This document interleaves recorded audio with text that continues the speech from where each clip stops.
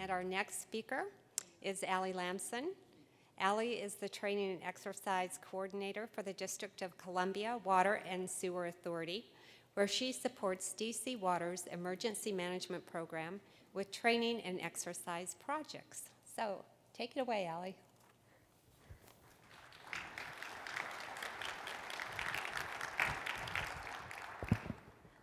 Can you hear me? It's really weird hearing yourself talk. You know, it's funny, I walked in here yesterday and the first thing I thought to myself was, holy crap, there's a lot of tables. So I'm happy to see that they're filled, but it's kind of scary, so just bear with me. So everyone leads differently, and everyone defines the word leadership differently. I don't think there'll ever be a one-size-fits-all situation attached to this, simply because we need to make sure that leadership remains fluid and flexible so we can customize to the group that we intend to serve. So when I was trying to research for this, I decided to ask my LinkedIn network if they thought leaders were born or if they're made. And honestly, at first, I hadn't really given it much thought. Growing up, I figured you were born with a couple traits, and it kind of catapulted you into the phrase of, oh, you're a leader. But after getting deeper into my career, hearing your responses, and doing some more research, it's clear that you can be both. You can be born or made. And for the sake of this conversation today, it doesn't matter if you're a born leader or made leader.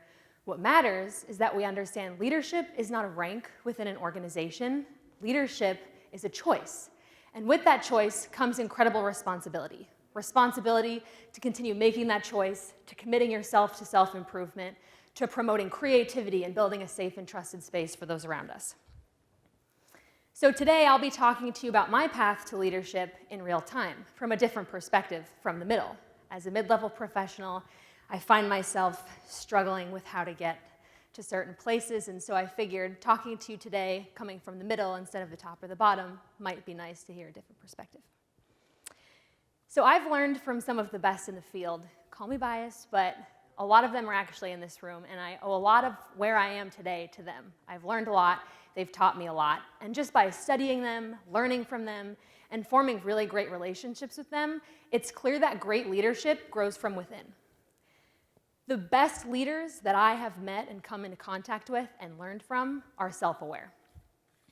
So this makes me laugh because you're going to laugh when you hear what I'm going to say next. I'm a planner by trade, and I love checklists. I love plans, SOPs. If it's short, if it's sweet, it's to the point.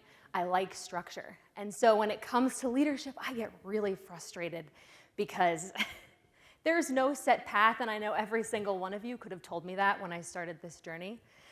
Well, I decided that I was going to take it upon myself to develop some sort of process for me. And I say develop lightly because this was actually me doing this in real time, trial by fire kind of thing, and then looking back and being like, oh, that's a good idea. I should write this down and talk about it.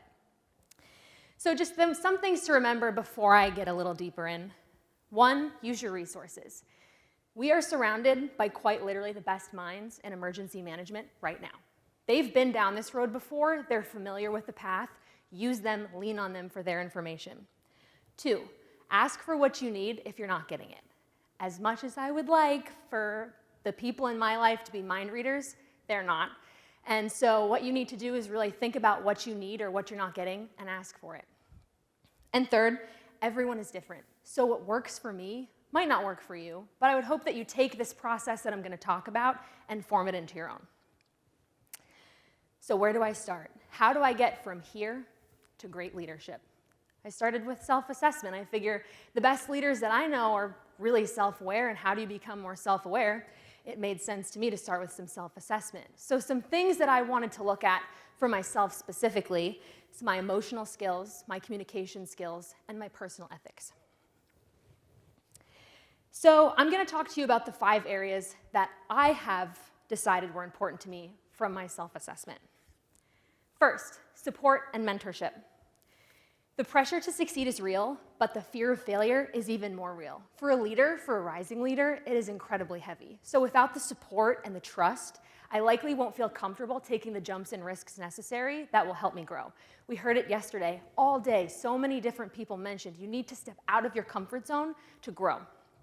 2, innovation. Show me the importance of creativity and thinking outside the box. I said before that I owe a lot to my previous mentors and supervisors. They have always challenged me. They have always challenged my thinking, challenged me to think outside the box. And because of that, now when I think of something, I think to myself instantly, is there a better option? Can it be better? 3, communication skills. Help me fine-tune my skills. Now, I can talk to a wall for hours, but communication goes beyond that. Help me with my listening. Help me with my constructive criticism. There's more than just talking.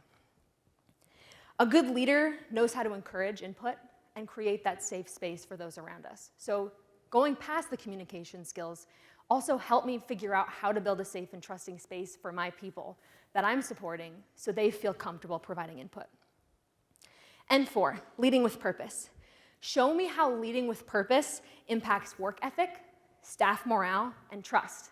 There's a lot of similar patterns occurring through this, so just remember that.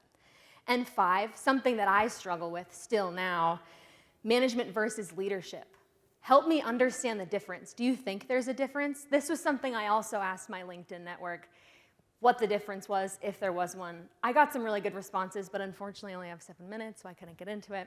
But if you're interested, you can check it out. And then just help me understand and assess the ability to look at my audience. Someone I trust really greatly once told me that a good leader knows how to read the room. We heard it yesterday, many times. People need different things. They want different things. You're going to need to be creative and figure out how to serve the population that you're working with. So remember, what's good for me might not be good for you, and that's okay. But I want you to take this process, especially for the students, new EMs in the room, take the process and make it your own. It's simple when you break it down, okay? We're going to go through it. Self-assessment, identify your strengths and weaknesses, build your support team, and commit. I know I'm standing up here talking to you, and I'm like, yeah, it's only 4 steps. But trust me, you take it 1 step at a time. You have to start somewhere. Starting somewhere will get you somewhere else.